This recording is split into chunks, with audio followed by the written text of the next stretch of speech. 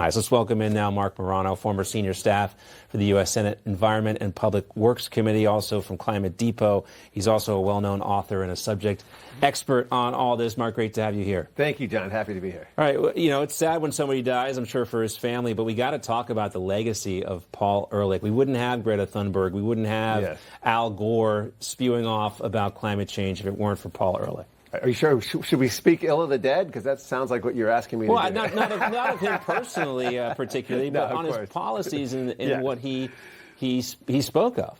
Yes. This Paul Ehrlich, who died at age 93, first of all, the irony is this was a doomsayer who led a very wealthy, happy, productive life, complete opposite of everything he predicted for the rest of humanity. And he lived to a ripe old age of almost 94 years old. He was a few months shy of his 94th birthday. He is the godfather of this entire environmental fear-based movement.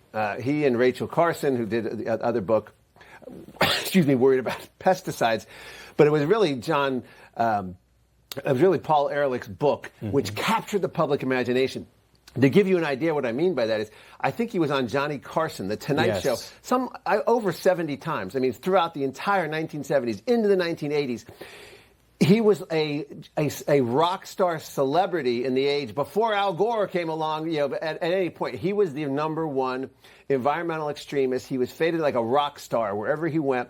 Even to this day, to the day he died, he was winning awards despite being as wrong as possible. The central premise of his entire career was that humanity was going to use up all the resources on planet Earth, our population was going to become unsustainable, and there would be a mass die-off of people. He predicted by the 1980s that there would be billions of us dead because the planet couldn't support us.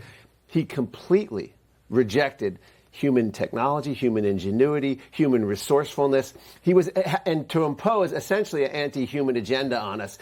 Everything from forced sterilization agents in water, he proposed both in Africa, the United States.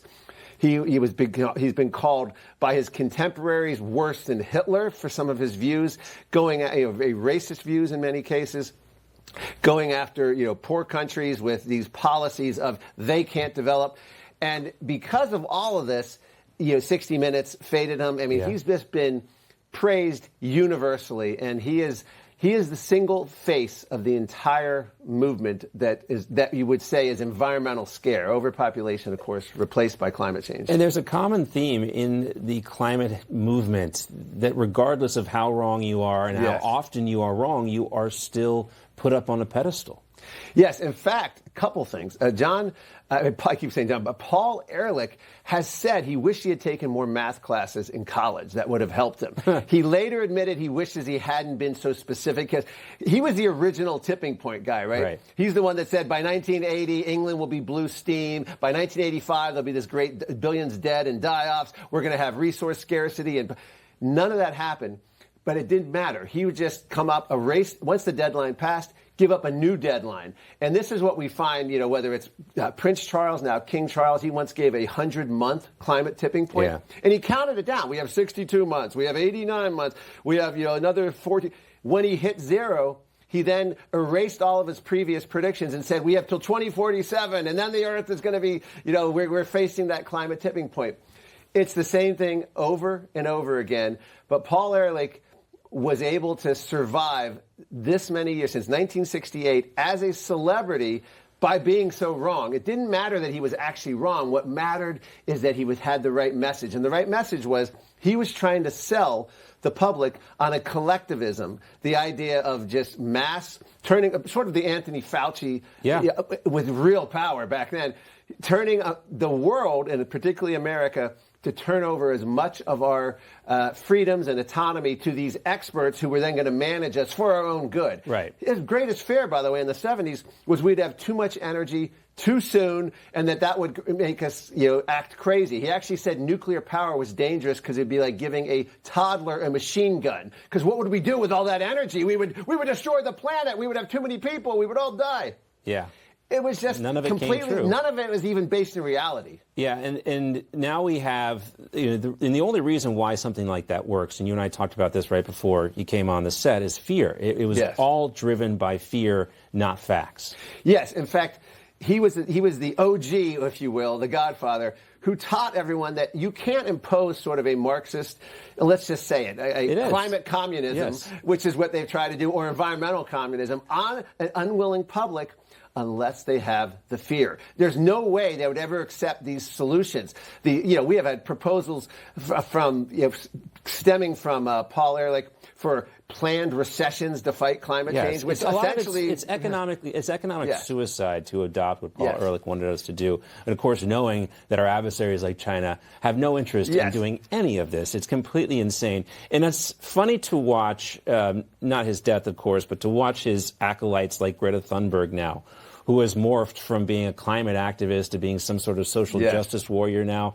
I don't know if you saw this today. The irony here is that she is now calling on President Trump to reopen oil imports into Cuba. That's her social justice mission now. She's calling for more oil, ironically. Yeah, we went from Greta Thunberg being the climate, Time Magazine's Man of the Year or whatever. Yeah. And then, of course, she went to, became the Hamas, and Israel went over there and attacked them. And what's funny, she actually violated her no-flight pledge because Israel put her on a plane to fly home. But now, after she's done all that, her new mission is to save Cuba and save, Castro's Cuba. It's just, these are almost at some point, I don't want to say they're rent-an activists because I think she's just gets into it. She's just sort of into that whole ideology of that activism. But it just goes to show you that no matter what we're talking about, especially with Greta, it's all about anti-freedom and collectivism. That's what they're ultimately pushed for. That's the key point right there, whether it is Hamas, which is supported by Iran, or communist regimes in Cuba, or this climate hysteria. It is all built around that fear and the idea that in order for their type of philosophy to succeed, we have to give up our power. We are the great Satan to the earth. That's to use the phrase. He never used that phrase, Paul Ehrlich, but that's exactly what he said. Well, if he were still alive, he probably would if he could. I mean, that's right.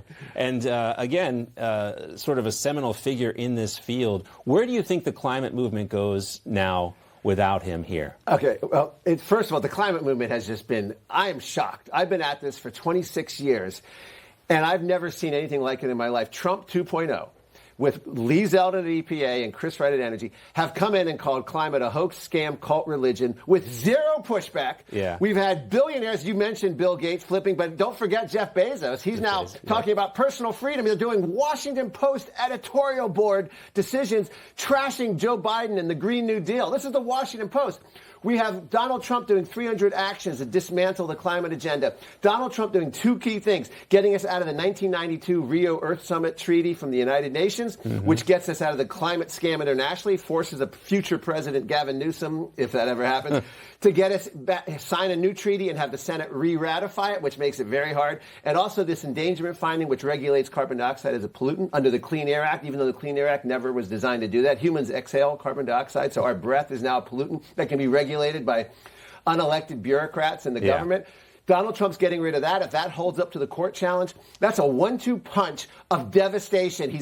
The net zero banking alliance has collapsed. The UN net zero process has collapsed.